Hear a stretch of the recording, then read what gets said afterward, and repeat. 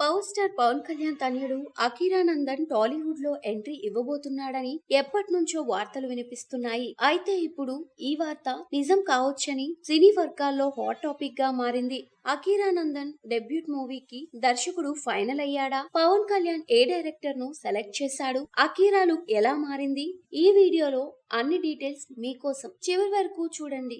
Power star fans అందరూ ఎంతో కాలంగా అఖీరా ఎంట్రీ కోసం ఎదురు చూస్తున్నారు. రీసెంట్ గా అఖీరానందన్ లుక్ చూసిన చాలా మంది అతనిలో ఒక స్టార్ హీరో లుక్ ఉన్నాయని కామెంట్స్ చేస్తున్నారు.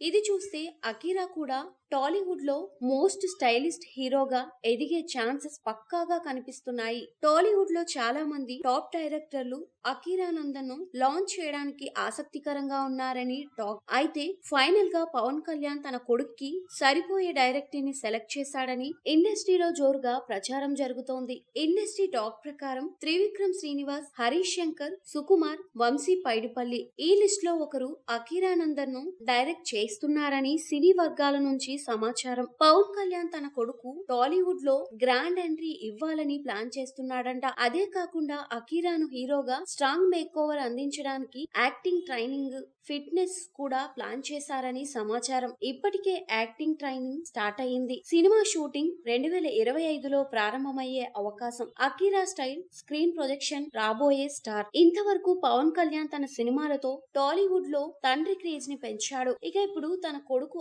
అఖీరానందన్ టాలీవుడ్ లో మెగా ఎంట్రీ ఇవ్వనున్నాడు. అఖీరా ఎంట్రీపై మీ అభిప్రాయం ఏంటి? ఈ సినిమా ఏ డైరెక్టర్ చేస్తే బాగుంటుంది? కమెంట్స్ లో మీ ఒపీనియన్ చెప్పండి.